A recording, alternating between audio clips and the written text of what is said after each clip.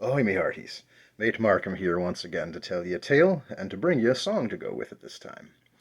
Now, we sky pirates can be a right territorial bunch. Clashes between crews happening most often when we find ourselves applying similar skies for the ephemera. As such, sometimes it does accrue good to weigh anchor for a fresh strata to seek out the stuff. So some years ago, the Roving Corsairs decided to see what was lying far west of the map we had, and we came to a large town called Vorgoto.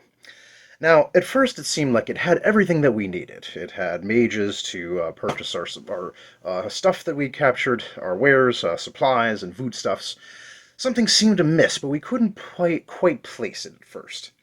Nevertheless, we decided to carry on with our account with our eyes well peeled. What it turned out to be is that Vorgoto had itself a nasty little plague. It was one of those that you couldn't see in someone's face like a pox, and it struck you to bed if it got bad enough, so you rarely saw the folks who had it walking around. But the thing spread fast if you weren't safe about it. Needless to say, we were more than a little peeved that nobody told us about this at the time, and to top it off, we had set up our base there for the time being and had already collected a fair bit of ephemera. The mages weren't doing business after a bit, so we had to collect and refine, but not sell it. And it really felt like we'd be there for the long haul. So the captain laid down her orders. Stay in the area until things cooled off, stay to the skies as much as we possibly could, do our job, and maybe even see if there was a way that we could help out. Turns out we could, though it was a bit of an accident. Admiral Bowman was up in the crow's nest one day, trying to collect or talk to some of her favorite sky beasties, when a small critter splatted against her back and started chewing on one of her scarves. Bowman carefully wriggled out of the scarf and watched the thing go to work and gnawing away at it. She coaxed it down to the deck, and so we could all see it, and the captain pointed out that the scarf was one that Bowman had bought in town. It had no interest in anything else to eat that we had, and it couldn't get enough of that fat scarf.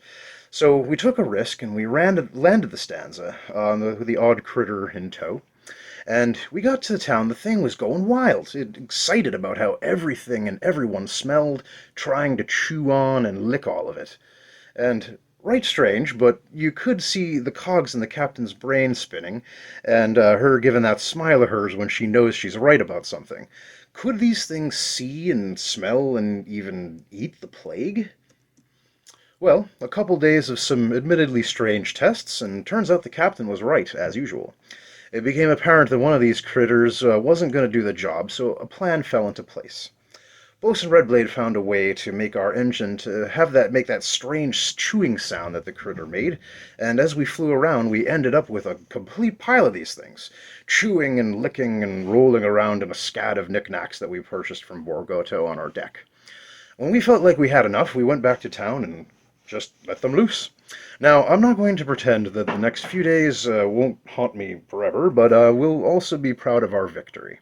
Those little things sorted the plague out in a bizarre fashion, to be sure, but they did so quite quickly. So the lesson, it seems, is that you never know where you're going to find a solution to something.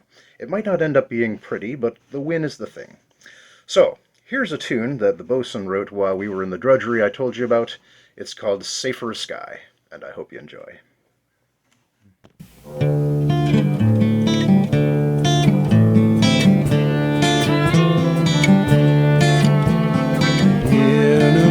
Seen an earthly hell, so hear my tale, it's short to tell.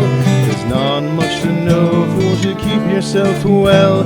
You're safer a sky, me lads. Safer a sky, it so says I, though it's not much fun in the wind and the sun. At least you can breathe with your own two lungs. You're safer a sky, me lads. Do you miss the land that's white and green? Do you long for the earth and a pretty Colleen? You may dodge the plague if you keep yourself clean, but you're safer a sky, me lads. Safer a sky, it so says I, though it's not much fun in the wind and the sun. At least you can breathe with your own two lungs. You're safer a sky, me lads. The grounders have to shelter inside to protect their faces they hide. For the plague they've got is the suffocating kind. You're safe for a sky, me lads. Safe for a sky, it's so, says I, though it's not much fun in the wind and the sun. At least you can breathe with your own two lungs. You're safe for a sky, me lads. Take no leave where darkness hides. Find yourself a land where none reside. Better to forage than to hear their sighs. You're safe for a sky, me lads. Safe for a sky, it's so, says I, though it's not much fun in the wind and the sun. At least you can breathe with your own two lungs. You're safe for a sky, me lads.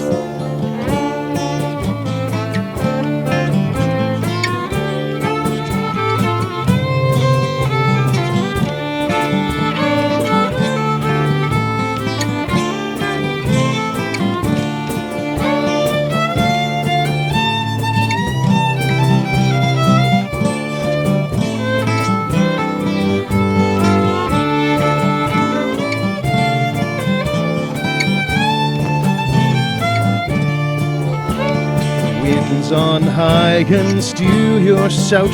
The clouds' high wrath can knock you about. But the blight on land will take you out. You're safe for a sky, me lads. Safe for a sky, it's so, says I, though it's not much fun in the wind and the sun. At least you can breathe with your own two lungs. You're safe for a sky, me lads. Safe for a sky, it's so, says I, though it's not much fun in the wind and the sun. At least you can breathe with your own two lungs. You're safe for a sky, me lads.